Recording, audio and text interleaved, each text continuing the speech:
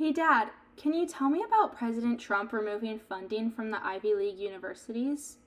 Welcome to Navarrette Nation. Simply put, I'm Ruben Navarrette. Here I take questions from my teenage daughter about current events. The challenging part for me, no opinion, just unbiased analysis. Today, Donald Trump cutting university funding.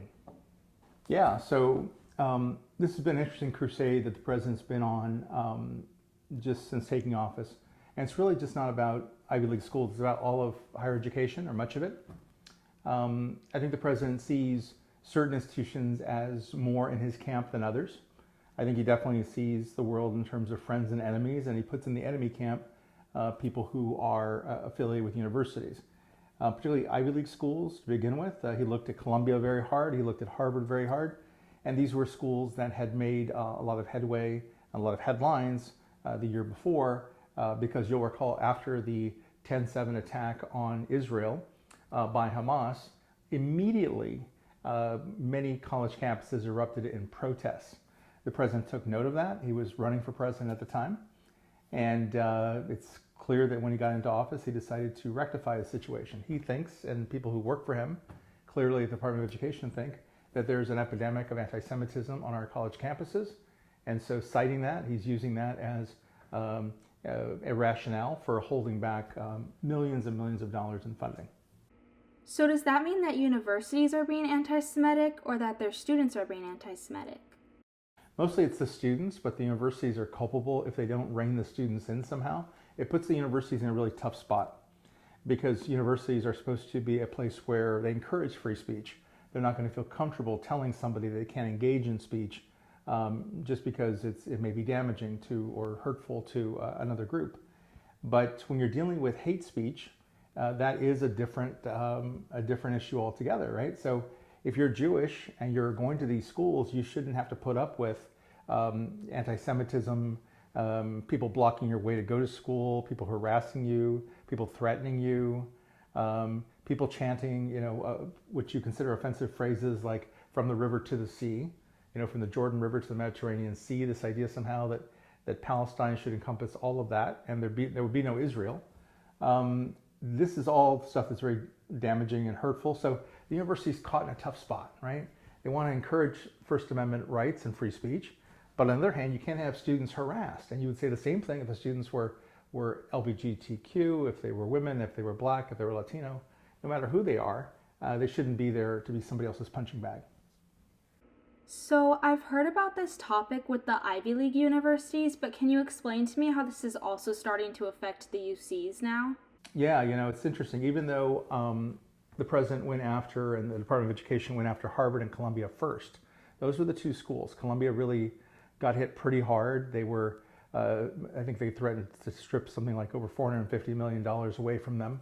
And very quickly, Columbia caved into that and basically negotiated a truce with the administration, promised to crack down on anti-Semitism on campus, whatever that means. And the administration took its boot off of Columbia's neck.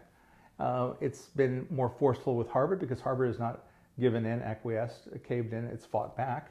We'll see if that holds, but it's the only university right now to actually sue the federal government and sue the Trump administration and fight back.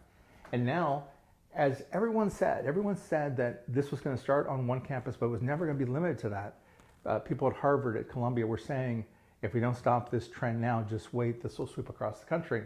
And sure enough, it's now gone all the way across the country to California, to the University of California system, to UCLA and the other UC campuses, where there were, to Donald Trump's credit, he's correct, that there was a lot of protests there, of vandalism. They really destroyed parts of the UCLA campus. It was a terrible, disgusting display of free speech carried too far into vandalism. So he zeroed in on that, and he said UCLA has a problem. They were much too tolerant of these student protesters to the point where they tolerate vandalism and people committing crimes and the like. So now he's going to be punishing UCLA for that, threatening again to withhold lots of research dollars.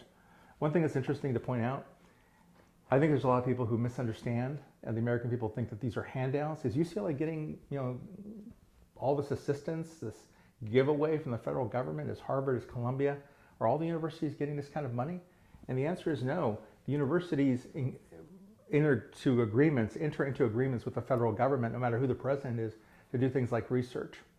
If at Harvard, for instance, they're doing research on a COVID vaccine and it becomes widely available, okay, as part of the government's relationship with Harvard, it's going to say that vaccine has to be available to Americans first.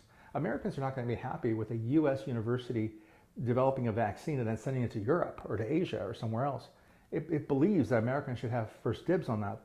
The way you ensure that is through the participation of the federal government.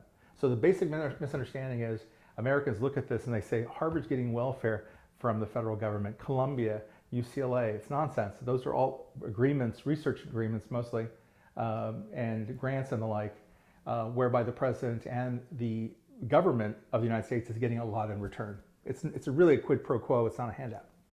So then the money that the federal government has been giving these universities is just for their research. It's not to like keep the universities running or help them maintain their facilities. It's just to continue the research that they've been doing on the side. Right, which saves the university money, because if Harvard didn't have those kinds of federal research dollars, it would still want to do research. It would have to dive into its own kitty to pay for that research on its own. Now, if Harvard did that, we would have less control over Harvard, right? We couldn't force Harvard or Columbia or UCLA to ensure that that vaccine that they're creating stays with Americans. I think some Americans want to have it both ways. They want to believe that we should not give a single dollar to any of these universities. We should make them pay for the research.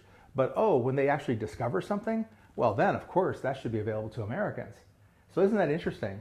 The Americans accuse, and the Trump folks accuse the universities of getting something for nothing. It's really that camp that wants something for nothing. They want to give nothing to the university, but when the research bears fruit and there's actually a product, a vaccine, they want it for themselves. Okay, thank you. I think that answers my questions. You bet, hon. Thank you.